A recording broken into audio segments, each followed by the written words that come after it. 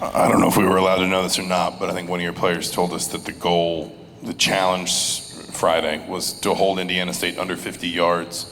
I recognize not every matchup is sort of equal, but how much do you feel like you can maybe raise the bar for this defense already in terms of really sort of saying we expect some really impressive numbers out of you guys? Yeah, I don't make a yardage goal. That's not one of our things that we do. I want to see our guys play as hard as they possibly can and do their job at max capacity. So I don't say, hey, this is a declaration, so that's not a thing that I focus on. I'm a process guy, not a results guy. Obviously, results matter, right? It's about winning football games and playing really good defense that can win games, but it's about the process to me. Can we elevate? Yes. Is there an even higher level to us on defense? Yes, there is. So we reward the things that our guys have done really well, but we point out this is where we have to be better. So that's been a big focus of ours. What were your immediate takeaways from Friday night's game in terms of your guys' unit? I mean, when you put the film on, what'd you come away thinking? Yeah, I think coming out, the effort was what I expected it to be at a high level. I do think we stepped off the gas at one point and didn't play to our standard, and the expectation is our standard all the time, so we're very critical of that. It's not about who the opponent is. It's about us every single week. I said no different than Ohio State or Indiana State, or here we are playing Louisville. It's about us every single week, and again, honor the good. Here's the things we have to get better, and there's plenty of coachable moments in that game. Matt, obviously with Louisville, you have a coach in Jeff Brom who not only is new to there, but he coached in this league recently. From a coordinator point of view, I know the film from the 2 Louisville games is paramount, but do you also look back at some of the stuff he did at Purdue? Can that be fool's gold a little bit? How does the mechanics of that work? Yeah, I think he's been very successful calling plays throughout his career. Everybody knows that.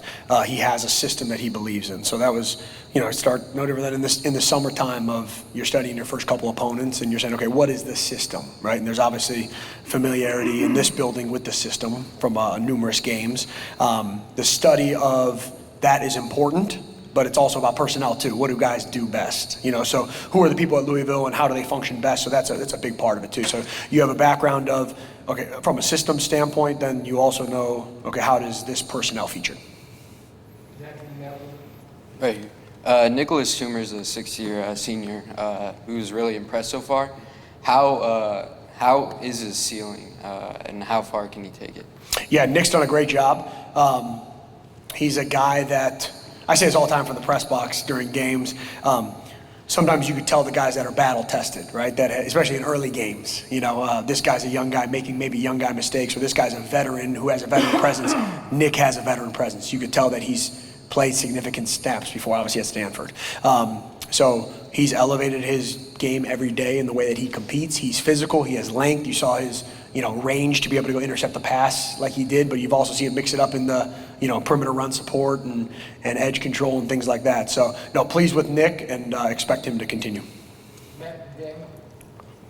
Hey Coach, Marcus Burt's the guy that transferred in, but is still a young player, wasn't at the previous school for very long. What have you seen from him since you guys kind of came in at the same time? And how good do you think he can be? I think Marcus will be really special.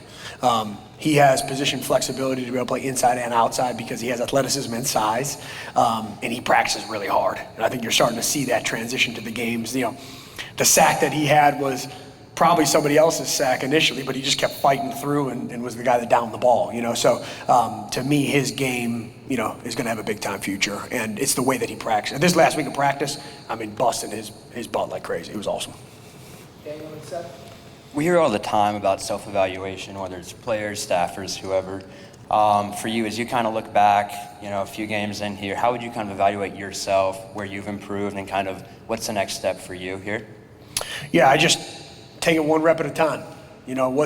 What can we do as a staff? What can I do as a co-DC and a safeties coach to say, okay, here's the best possible plan for our guys and to put them in position to be able to go execute that. And that's really all I care about, right? How do I try to, contribute in the best way possible? It's not again, I'm a process guy, you know what I mean? So it's take the feeling out of it, good, bad, indifferent, be objective. What does the film say that you're doing well or you need to get better at? Continue doing those things that you're doing well, and then address the things that aren't and keep fixing it, you know? So that's what we've done every single. I'm not trying to give you a cop-out answer, but it's just, hey, one rep at a time, you know, your process, you know, no matter who the opponent is, it's about us, and we just go to work. Obviously, as his position coach, you've been able to work with Lewis Moore quite a bit. Just, you know, what's he kind of like as a person away from the field? Is there any kind of story that sticks out about him? He's awesome. He's awesome. He's a guy that is always checking on everybody. He cares. He's a great teammate.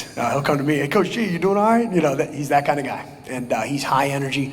He loves football. He's passionate about being here and doing that. I think something that sticks out is he has an offensive background, right? So I think some of the plays he's able to make from a range standpoint or reading, keying, diagnosing, I think that helps him because of his offensive background. But to me, he's impressed from a physicality standpoint and communicating and being a leader at a safety position.